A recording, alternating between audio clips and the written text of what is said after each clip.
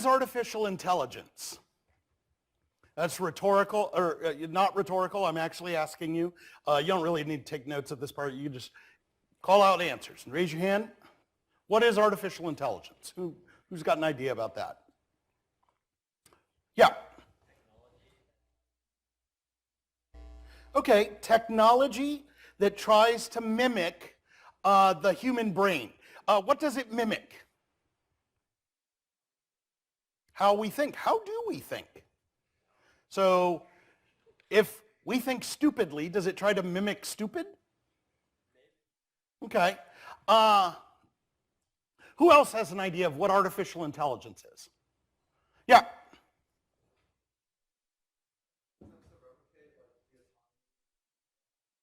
Okay, so it attempts to replicate autonomy of human neurology. Let's break some of that down.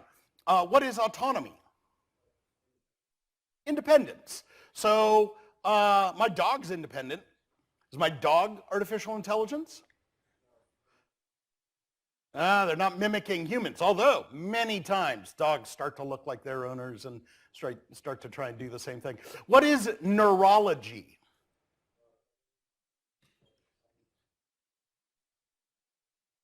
Okay, so the way in which your brain chemistry creates networks.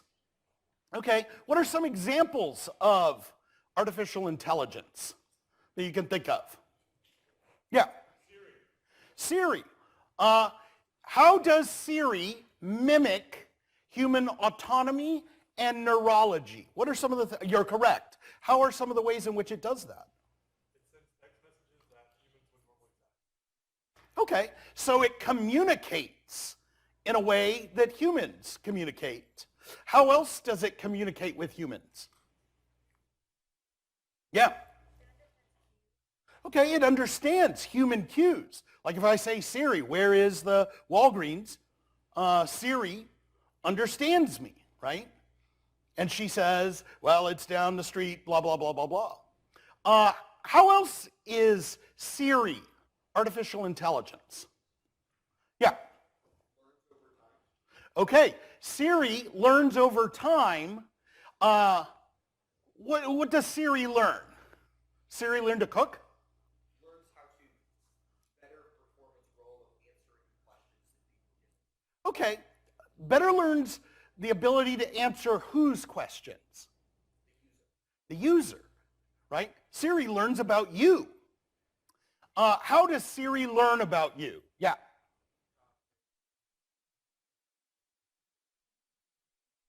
Mm-hmm. Okay, Siri asks for information when you set it up.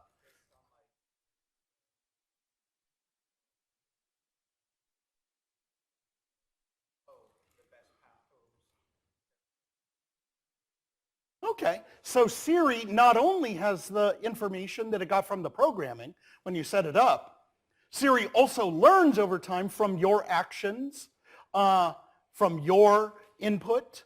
What are some things that you input into Siri? Yeah. Questions. What does Siri learn from your questions? Okay. Like if you're asking, Siri, how do I make Kung Pao chicken? It's learning that you like to cook. And it's learning that you like Chinese food, right? It's learning that you eat meat, you know. Siri is learning about you. What does Siri do with that learning? Yeah.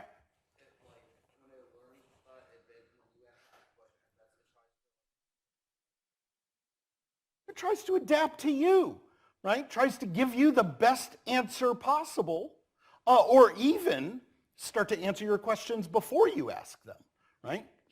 I don't actually use Siri, so I don't actually know if it does this, but I think that it probably gives you some suggestions. Hey, you're next to a Chinese restaurant. They have really good Kung Pao chicken. Maybe you should stop in. I have an Android. It has Bixby. I don't know how to turn it off. Boomer problems. Siri, he, she, it, or nothing. What would you say? it, they? You get to pick. Okay. A lot of these bring up some of the characteristics of artificial intelligence. Artificial intelligence works by making decisions according to algorithms, which is basically a decision tree that's going to help you or help the computer make decisions that are complicated decisions. It uses an algorithm to make those decisions, okay? So something like a landmine, that's autonomous, right? It doesn't require any human input, right? It detects someone when they're coming over. They step on the landmine. But that's not really artificial intelligence because it's not using algorithmic logic to make a decision. It's just, did the foot step on it? Machine learning, I think you did a really good job of explaining machine learning because machine learning is when that algorithm goes beyond its original programming, that it's designed to take input to augment its programming. So it becomes better at doing what it's supposed to do. Okay? You all probably have heard of like AlphaGo, the computer that beat human, professional Go players, or the Deep Blue chess team. That's because those computers had input over time and learned beyond what humans could originally program into it. Now, in order to do machine learning, you have to have big data. You have to have lots and lots of sources of inputs, okay? If I'm programming something, I'm limited by how much I can program, okay? Siri gets lots of data points because you do lots of stuff.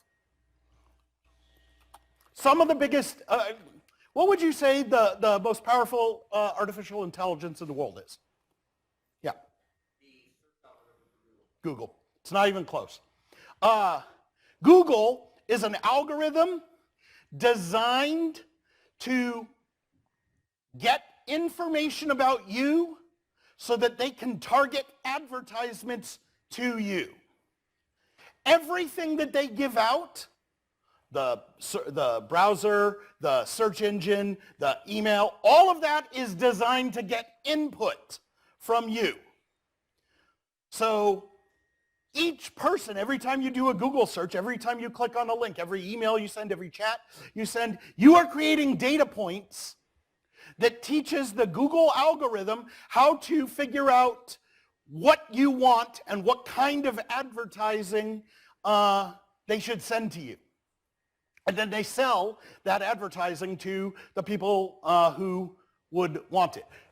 It's deadly accurate, right? Like I got advertisements on my Facebook for an $8,000, 7-foot-tall Lego Darth Vader. And okay, love Lego. That's easy to figure out. Love Star Wars, easy to figure out. Love way obscenely ridiculous Lego projects. That might not be easy, but the price was the part that got me. They knew that enough from the algorithm to know that raising the price was going to make me want it more because I kind of like the idea that it's really ridiculously expensive. It's deadly accurate. So big data is necessary for machine learning, which goes through, and someone pointed this out, a neural network. A neural network is the way in which the computer is designed to mimic the neural transmissions done in the brain. Deep learning is how machine learning is designed to mimic human learning. Siri's a good example of that. The communication that Siri does communicates the way humans do. Sends text, sends notification, talks to you. All of this can be done at machine speed. Okay? Decisions are made in microseconds, which is far faster than a human could. A human chess master, if they had all the time in the world, could think through all of the possible outcomes to a chess movement. But it would take hundreds of years for them to do that. Whereas a machine can do it at machine speed, which is how they succeed in defeating humans.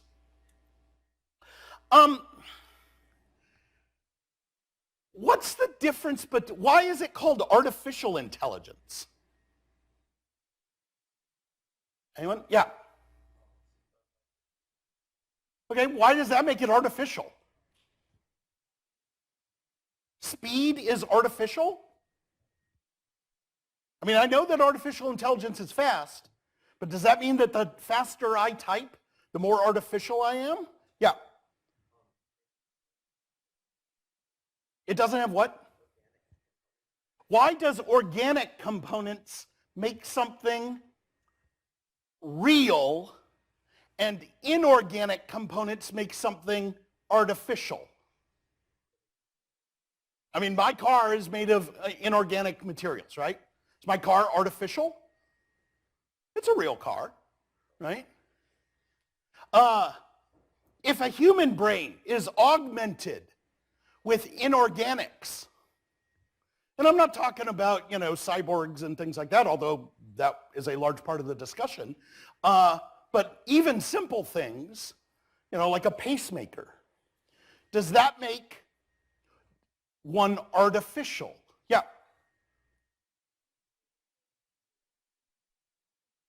Okay, so it mimics human actions. It isn't actually human actions, right? How do you know? How can you tell the difference? Like, honestly, if I'm playing chess online, I don't know whether I'm playing against a human or a GoBot. So how do I know? Robot. So how do I know whether it's artificial or not?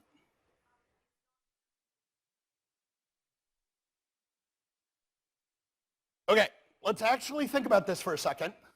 The computer is made of plastic, which is made of oil. The transistors are made of minerals. Those are all found in nature. We fashioned them together. Why is that artificial? And humans are not. Yeah. You're going to have to speak up a little bit. I mean, that happens every time a mother has a child. You recreate the DNA that already exists. Yeah.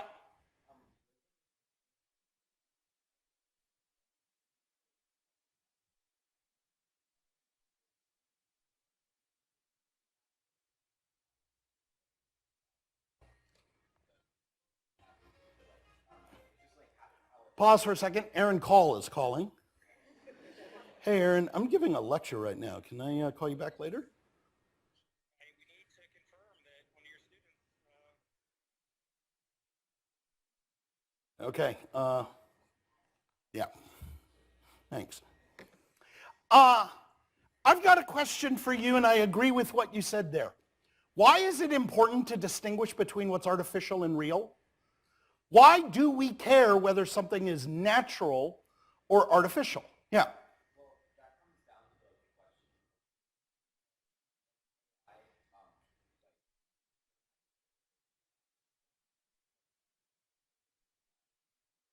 Why do we care whether they're persons or not? Because it determines how you should treat them. Why? If something is not a person, then treat it as such is futile. Okay, I want to delve into that. How much of a person do you have to be before you're treated with dignity? Well, that's a very big question. Yeah, like if I get my leg cut off and I got a prosthetic leg, I'm still a person because I'm still majority human. Well, this arm goes and then I lose this hand and then I get a replacement heart. What percentage do I have to be before I am a natural person? There's not necessarily, I think I agree. cyborgs are persons. Yeah. I think it's a cool concept to think about, like, people with glasses, like me Yeah. oh yeah, I'm a cyborg. Hmm. Okay, behind you. Artificial intelligence has no empathy. Why not? We just said it is mimicking autonomy. What's the difference between mimicking autonomy and being autonomous? Yeah.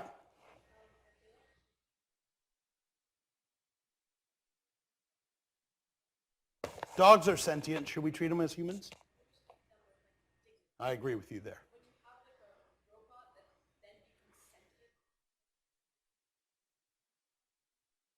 What's wrong with that? Why is that bad? It's like the Cylons. That's a reference none of you will get. Okay. A really important question when talking about artificial intelligence is why we ask the questions that we do about it. What is artificial? Is about defining what is human.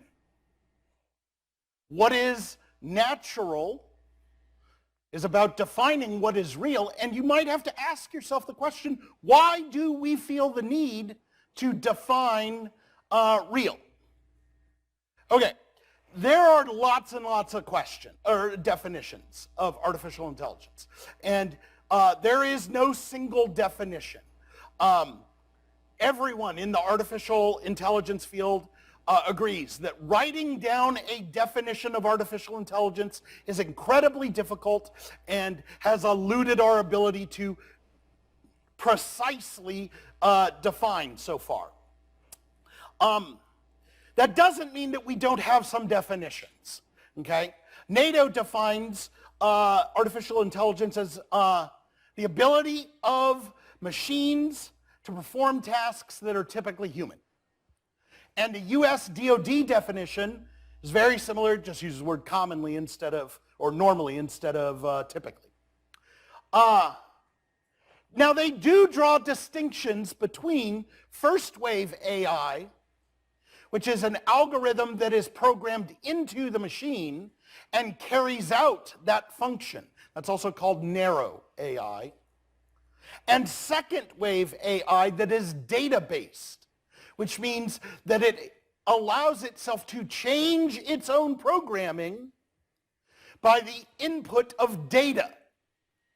The difference being that in the first place, the programming came from the human expert, and in the second place, the programming came from the gathering of data by the program itself and putting that through a machine learning process. Britain also has a definition of artificial intelligence, and it goes a little bit further. It does the ability the human does, such as visual perception, speech recognition, language translation. Those are all the things that you were talking about when you were talking about Siri, right? And our military programs that are going to use artificial intelligence are going to need to learn to communicate with their human operators in a way in which they can better serve those operators. But there's a second part of the definition that I think is important, the ability of a system to learn and adapt to new experiences or stimuli, thereby transcending the scope of the original programming. Okay? So some of those things that we talked about are really important to the concept of artificial intelligence, especially big data, machine learning, and algorithmic logic. Okay? Now that leaves some questions.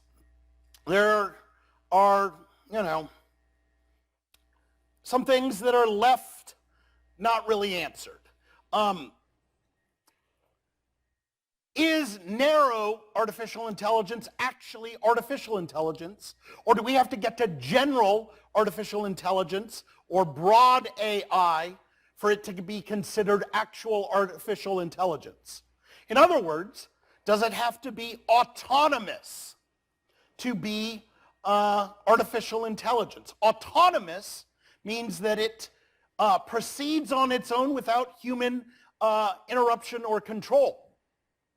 But when someone is talking about autonomous, that doesn't necessarily mean that they're talking about something that uses artificial intelligence. The Israeli drone, the Harpy drone, has been around for 35 years, and it is absolutely autonomous, but it doesn't use artificial intelligence. It just uses its original narrow programming. So a lot of times when people come up to you and say, I've got a definition of AI and it excludes semi-autonomous or autonomous or whatever, it must be fully autonomous, those aren't definitions of AI. Those are definitions of autonomy. Those are definitions of autonomous weapons. They overlap. There's a huge overlap. The issues cannot be discussed separately, but they are not synonyms. An autonomous weapon doesn't necessarily need to use AI, and an AI weapon does not necessarily need to be autonomous. There's different levels of autonomy. Full autonomy, partial autonomy, semi-autonomy. Sometimes it goes so much that it's called automated. These are terms that are absolutely debated within the literature. And there is no concrete definition of these.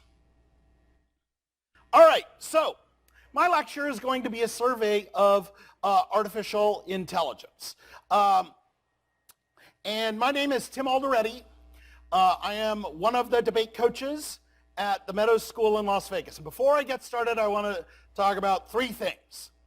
The first is there are so many acronyms when talking about AI, okay? I'm not going to define all of the acronyms because there are like a million of them. There's lots and lots of acronyms. It's like a swarm of acronyms. I swear I'll give this PDF, or the PowerPoint to your, if you really want to know what all the acronyms are, knock yourself out.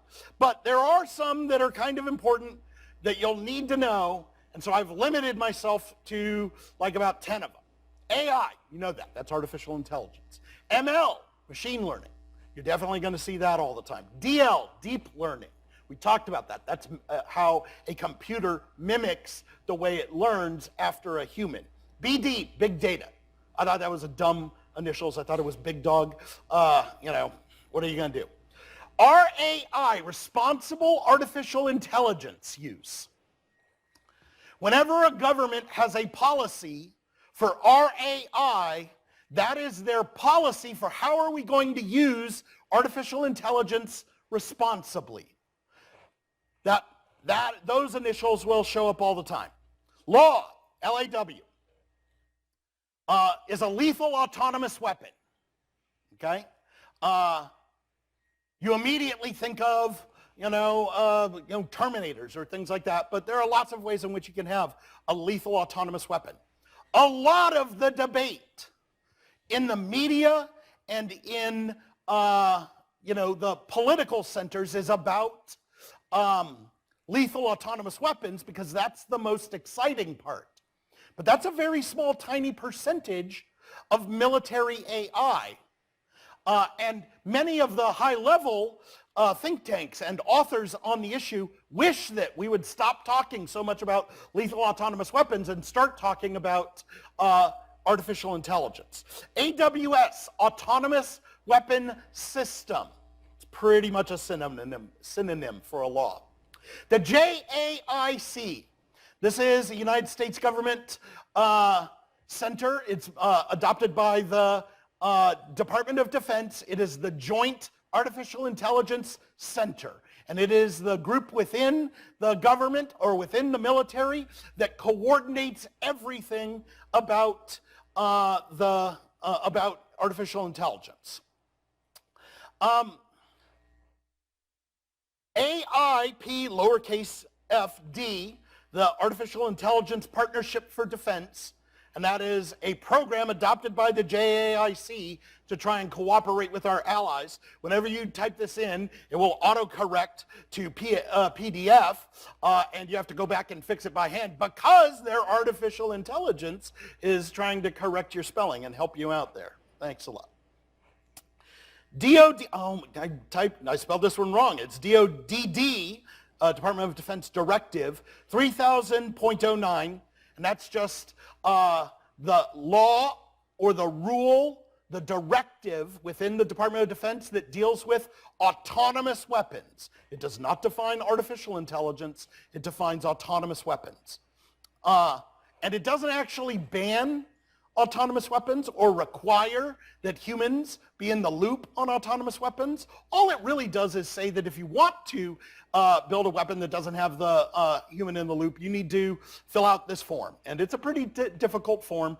You can get exemptions or get it approved. TEVV is testing, evaluation, verification, and validation. And that's the process where you test technology, and it doesn't just have to be AI. I mean, you could have TEVV for tanks or bullets, or, well, you could also do it for AI tanks, I guess. And that's how you test weapons, test programs, test systems to verify that they are effective, reliable, and safe. You are going to see that acronym used a lot. All right, the second thing is I'm going to make lots of references to movies from the 80s, which by definition means that they're awesome, like The Terminator or War Games. You might have heard of The Terminator. You almost certainly have not watched War Games. That one is actually literally the nuclear scenario for the AI case. RoboCop was also awesome. Blade Runner. I'm gonna make lots of references to these, and you're not gonna understand them because, you know, boomer. All right, the number 3 is the question of inherency. And I want to say this, some of these cases will have inherency questions, but remain calm, relax, that's probably going to help you, not hurt you, okay? Now, what do I mean by this? I mean that the United States is already totally on board with making more artificial intelligence. AI in the military, totally inevitable. NATO, almost every country in NATO is on board with AI and incorporating AI and cooperating on AI. Some have little qualms about arms control here and there, but it's definitely true that NATO has adopted policies to cooperate. Most of these organizations within NATO and within the United States will tell you that they believe in responsible AI use. And some will say we are committed to the idea of human control, or we agree that there should be ethical limits. So it is true that most people are in favor of most of the affirmatives on this topic. So a good affirmative is going to need to take that into account and turn it to their advantage. Any good affirmative on artificial intelligence is going to have to deal with the fact that AI is inevitable. Any good affirmative is going to have to deal with the fact that our government is already moving toward developing and deploying artificial intelligence in the military and in NATO. And any good affirmative is going to say, yes, there are some forms of cooperation and ethical limits that exist in the status quo. And when we talk about the individual cases, we're going to talk about how they use those to their advantage. Because a good affirmative is going to say, the way we're doing it now is bad. We make a small change, and that makes it better. And now all of your negative inherency cards are uniqueness arguments against the disads. Because it's hard to find a disad. I mean, you can't just say AI bad. You can't just say ethics bad, because that's non-unique. You're going to have to link it to the affirmative. And so a strategic affirmative is going to take that into account. Now, for some of you who debate on the national circuit, you don't care about inherency anyway. But for most people within the real world, inherency is still a real issue. And that's why there's quite a bit of it in, some of the files, Because when you go home, hey, you can win on inherency against these cases if you are able to deal with the affirmative tricks on it. All right, what weapons? How would the military use AI? Again, rhetorical, non-rhetorical. I want your answers. What would be an AI weapon? Yeah. A what? A targeting assistant, right? Like if any of you play CSGO and you put in a mod that helps you target, that's basically what the military has, but they have really, really good ones because they are developed with artificial intelligence. Yeah.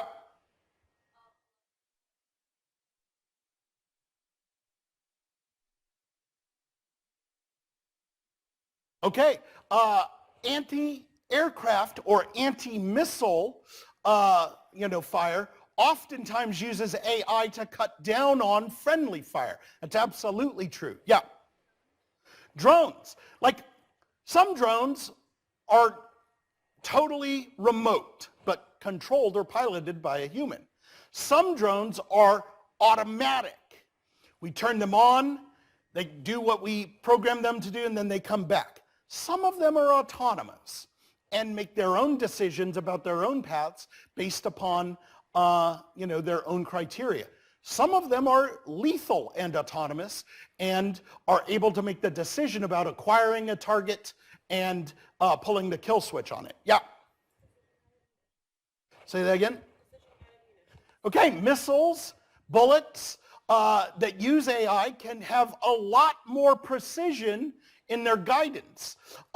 If we shoot a missile, the information for that missile is bouncing off of a satellite, going to a computer on a boat, back to the missile. It's getting constant input from from weather, from satellites, from the radar, all of that, and that helps it target.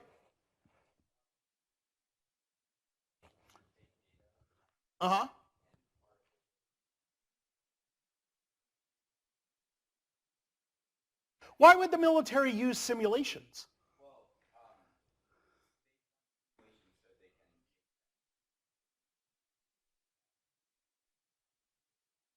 Okay, that's absolutely true, and this is one of the most important aspects of artificial intelligence in the military. They use it for war planning. They used to have big tables, with lots of, little tanks and guns, and you'd push them with and that actually looked really fun. But now you can do all of that in a computer and have it be a lot more accurate when you simulate what would happen if we, were to send planes to Ukraine, and they simulate millions of different possible outcomes, and then give advice to war planners. Yeah. Submarines. Do tell. Yeah.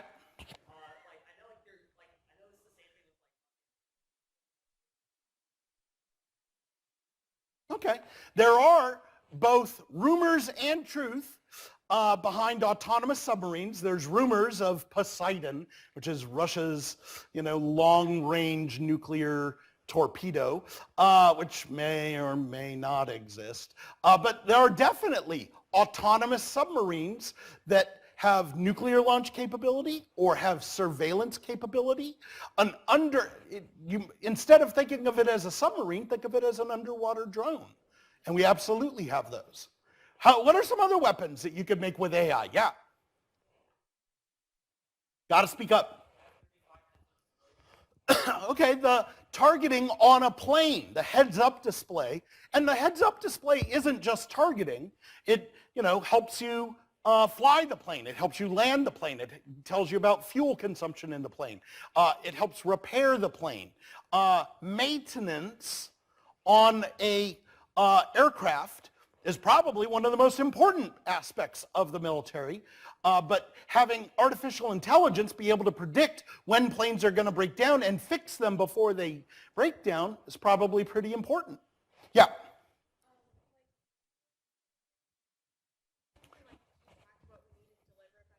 Absolutely. Transportation, It could be, something like an automated bus that brings the soldiers around. It can be a system that keeps track of fuel consumption and makes sure fuel gets to where it needs to be. It could be an automated food distribution system. Logistics is something that can be handled both at the transportation level. It could be a Tesla driving stuff around, or it can be at the planning stage of logistics, where it is a simulation working out predictions of where there will be, fuel or food shortages. What else? Yeah. Mm-hmm. Absolutely. Facial recognition is an important part of drone and surveillance technology, especially in something like the War on Terror, where we're looking for specific people to take out, but that can also apply to specific generals, specific dissidents, in the worst cases, specific ethnicities. Governments could abuse it in that way. There are also facial recognition systems that would be important on a base, for base security. Being able to identify who belongs and who should get onto a NATO base. Okay? Any other ideas? Yeah. Autonomous what? Cyber agents? Absolutely.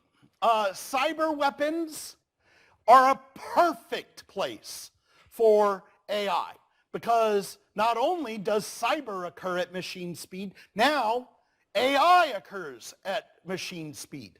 And to deal with cyber threats, you almost need to be working at cyber speed, right? That's why the Cylons could never capture the Galactica, because the Galactica didn't have cyber.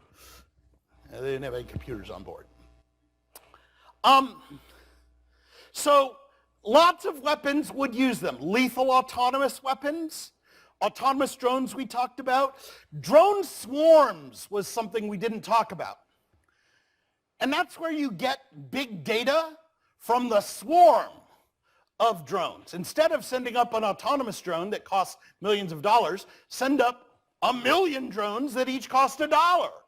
And the amount of data that those pour into a central artificial intelligence can multiply the machine learning that can occur. And if each one of them has a small explosive packet, they can destroy things.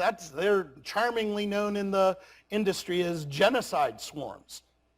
Early warning, being able to see when people are launching missiles or plane attacks using radar or satellite surveillance. Medical, emergency medical aid can be flown out to someone in the middle of the field, when the AI notices that their, vitals are dropping, like in Aliens when they, saw that Hicks was hurt. Health monitoring, for soldiers, or planning, as people mentioned, or logistics.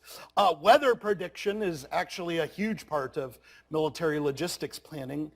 Targeting. I mean, if the question is what weapons will use AI, the answer is all of them. There's virtually no weapon that wouldn't be better with a little bit of AI, to increase its accuracy, speed, efficiency, intelligence, etc. So, what does the military want to do with AI? Just about everything. What are some of the current AI regulations? This part normally would be like this is the history and builds up to. And the problem with that is eyes glaze over, you get lost in it. So I'm going to give you a very brief rundown on what the current regulations are about artificial intelligence. DODD 3000.09 is a directive for the Department of Defense that discusses the definition of what an autonomous weapon is and identifies the conditions under which the DoD may acquire meaning buy, an an autonomous weapon that does not have human control or has no operator within the loop. The conditions are if it's in an exempt field, like cyber, or if it meets the, if it survives a review by experts and officials high up in the command. So it doesn't say you can't have these, it just says you need to get permission to get them. The Joint Artificial Intelligence Center was established in 2018, and it coordinates our military's AI programs to direct research funding. In particular, it coordinates research between academia, like colleges, the private sector, and the military labs. And it also conducts international outreach to do things like best practices and ethical guidelines with other countries, our partners, and things like that. One of their programs is the AIPFD, which is the AI Partnership for Defense. Now, as of right now, this is a series of 2 symposiums where we invited about 30 countries to come together and talk about what the best ideas, best practices, and guidelines should be for artificial intelligence. This is not an organization that has any authority over anything. It is simply a series of symposiums that may lead to, eventually, states adopting some of its proposals. They held a symposium in September of 2020 and January of 2021. They had some more planned, but the COVID happened, and so, yeah. In October of 2021, the Allied defense ministers formally adopted an artificial intelligence strategy for NATO, and within it, it had 6 principles for responsible AI use. Lawfulness, it must follow international law. Accountability, if it goes wrong, we have to know who we can hold accountable. Explainability, can we describe the reasons why artificial intelligence makes the decisions that it does? Reliability, does it work all the time? Governability, meaning that and that doesn't mean that a human has to govern it. It means that it has to fit within the governance structures, meaning there has to be democratic civilian control over it. And bias mitigation, and this one's kind of important. There's such a thing as automation bias, where humans believe that AI is a lot more accurate and a lot more reliable than it actually is, and so we start to trust it when we probably shouldn't. And a bias mitigation is one of the standards for responsible use, where you make sure that you are not biased towards automation. All right. I'm going to get a bit of water here.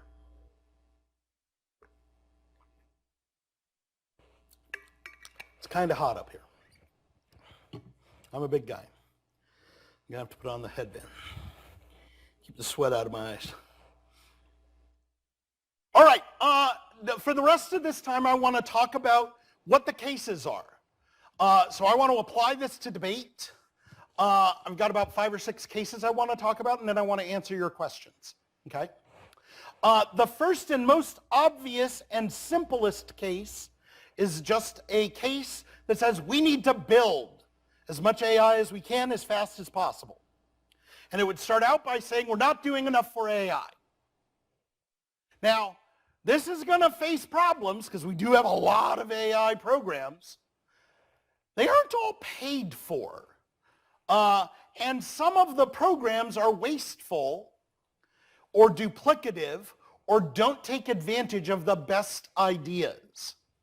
So they would start out by saying, the United States is not developing enough AI, and NATO certainly isn't developing enough AI. Because while the United States can pour, billions of dollars into it, I'm going to go out on a leg and say Estonia doesn't have the same amount of money to put into one program. That means that we're losing the AI arms race.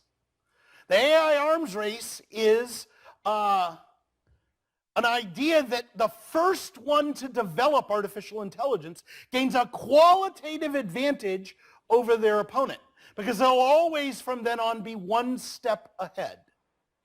And that gives the opponent an incentive to also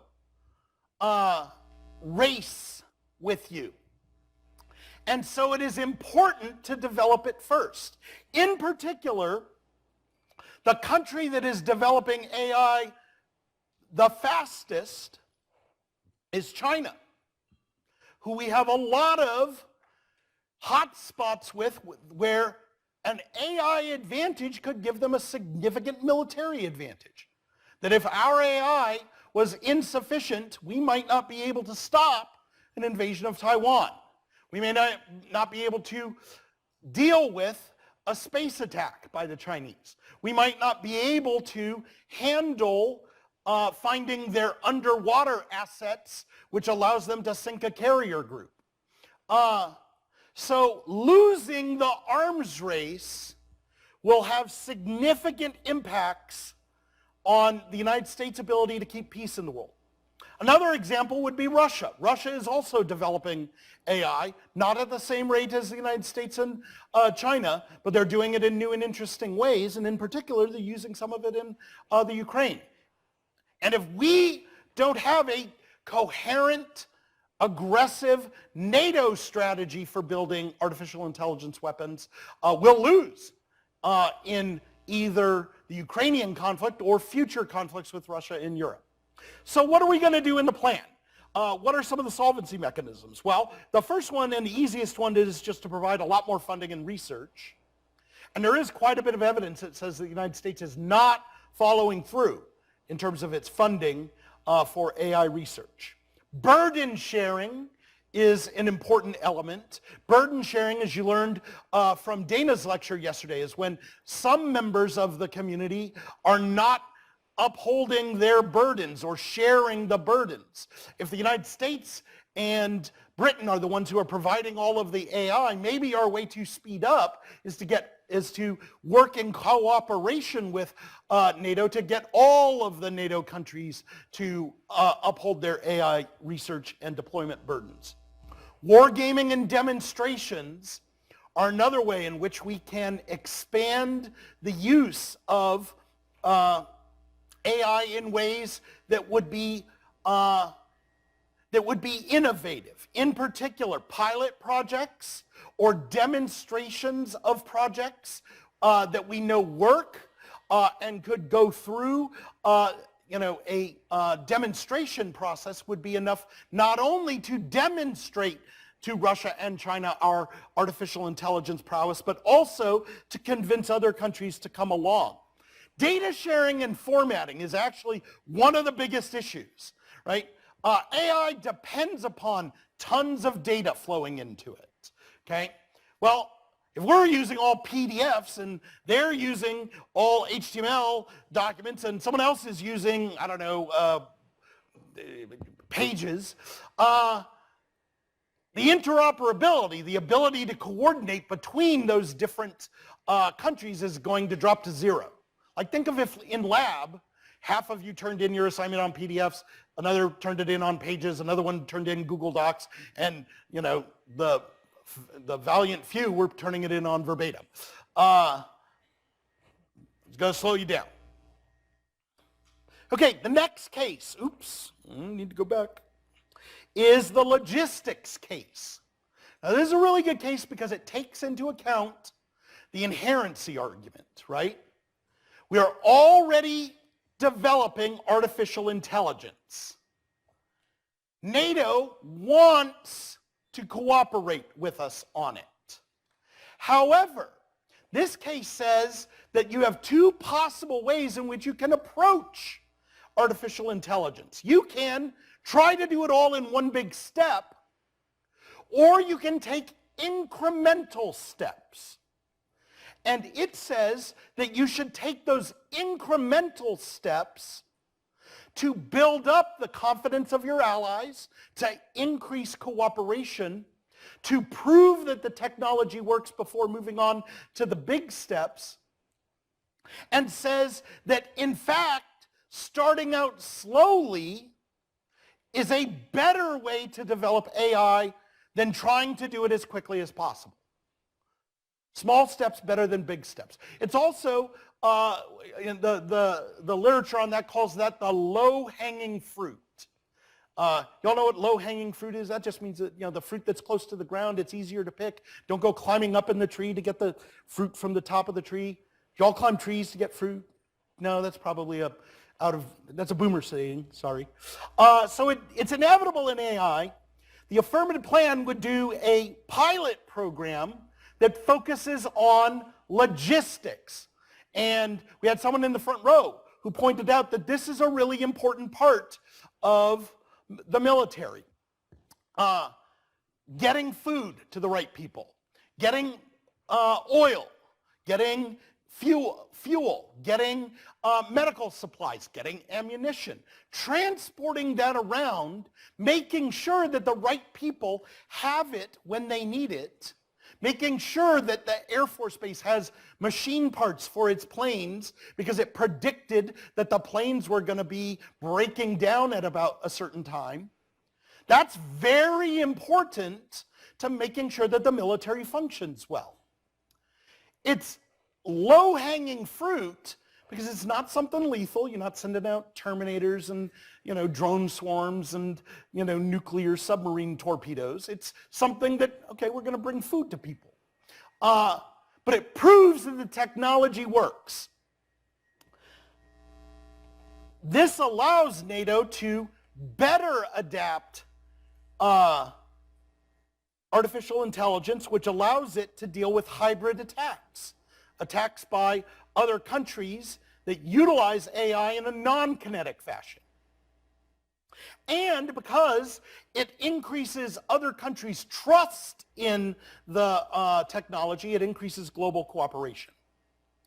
All right, the next case is the ethical AI affirmative.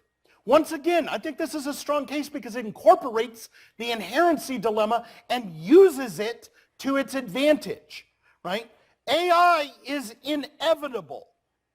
We are going to develop it. China and Russia are going to deploy it. The question is, will it be developed with ethical standards in place? And remember the term RAI, responsible AI use principles in place.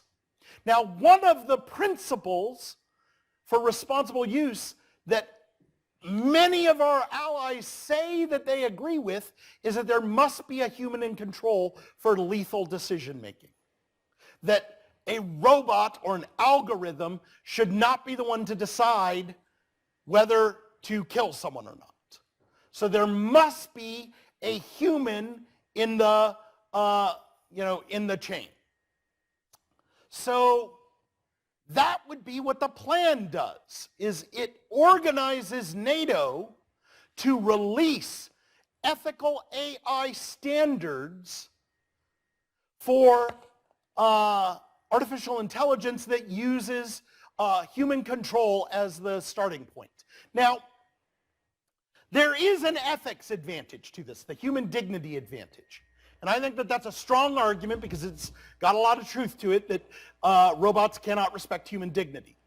However, as we pointed out during our discussion of what AI is, that kind of presumes that humans are different, and it really links to the cyborgs or cybernetics critique and all that. But I do think that there's an ethical argument to be made. But I think that the advantage is also strong, and that is cohesion. Cohesion is when your allies can all come together with unity and interoperability. Think of cohesion in two ways. Political cohesion is everybody in NATO on board with our plans, and operational cohesion as interoperability. Do our weapons work together? If France is building lethal autonomous weapons and no one else in NATO is, then their weapons are not going to work with ours, and we can't deploy them at the same time. That's going to hurt our ability to conduct military operations because the weapons from different countries won't cooperate with each other. That's interoperability.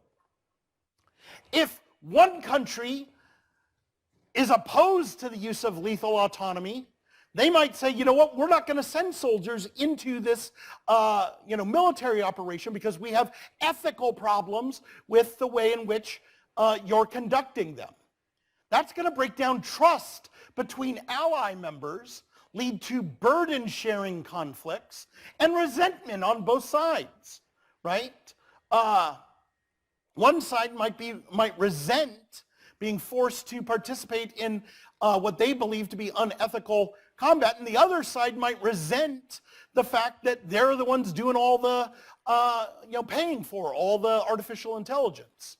On the other hand, one side might resent the fact that, hey, we're sending soldiers, you're sending robots. Why are your, American lives more important than our French lives? Cohesion is an essential component of an effective alliance. Without cohesion, NATO would fail. And so adopting ethical standards is one way in which you can increase cohesion and interoperability. TEVV, once again, takes into account the idea that AI is inevitable in NATO. But what this one says is that AI is being pushed too fast right now because we think we're in an arms race. We're not. Like, we're spending money on this, and China's spending money on this, but it actually isn't an arms race. It's just us upgrading our military systems. But because we believe we're in an arms race, we are engaged in what's known as the security dilemma. We feel if we don't build it, someone else will, so we build it really fast, which causes them to have the exact same fear, and build it fast, which validates our fear, which causes us to build it faster even, and causes an arms race. And when you develop weapons too quickly, when you deploy them under the arms race mentality, you do it before they're safe and reliable. You do it in a way that entrenches brittle AI. Brittle AI means it tends to break down when it's put in a position that it hadn't already accounted for. So we might be tempted to put out a nuclear control program before getting rid of all the bugs. We might be forced to put out a targeting system that doesn't work, and so all of the pilots that are using it don't trust the technology because they know that it's breaking down. If countries know that you have not done the adequate testing and verification on the technology, they might not be willing to go along with it. This can cause accidents, miscalculations, and escalations of war. If a weapon breaks in the middle of a conflict, it can cause us to lose. If a weapon breaks that's a nuclear control system in the middle of war, it might launch nuclear weapons against someone else. If operators lose trust within the system, they will look to find ways around it, which undermines interoperability. Because AI has sped up the speed of battle, it means that there's no time to correct mistakes. Because any mistake occurs at machine speed. And so you better make sure that it works and it's reliable and it's got safety measures in place in order to make sure that it doesn't escalate into a conflict. So the plan expands testing, evaluation, verification, and validation processes which guarantees that the technology works. And it sends a signal of confidence to both allies and opponents. Yes? Why doesn't the plan just slow down development to avoid security? Well, first of all, remember, it's inevitable. It's being pushed ahead, not just by our government, but by our private industry, by our allies' private industries, by our allies, and certainly by our opponents. If we stopped or slowed it down, you can't fiat that the mentality changes. So now all you're doing is making us feel more insecure. And in a way, TEVV is slowing it down a little bit. It's saying, let's slow it down to test it to make sure it works first. Yeah. Yes.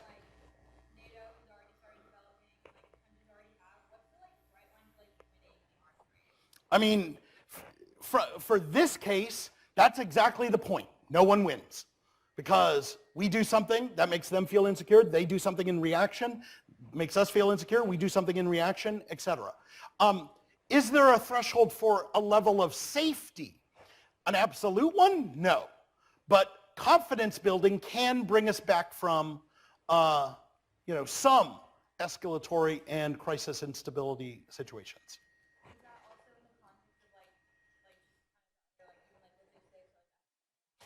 Yeah, I mean, you're never going to have a bright line on how ethical this has to be or how incremental this has to be.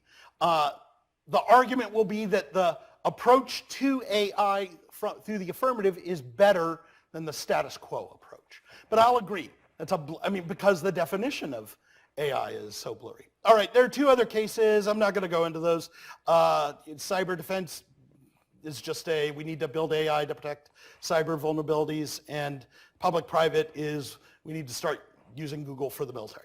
If you have any questions, you can contact this person. You won't get any answers, but you'll be doing good work. We'll send this out to yeah. All right. Any questions? Final questions before giving a break? Yeah. Yeah.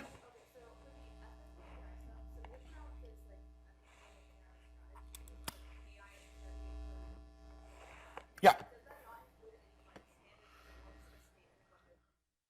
You're correct. It established 6 principles.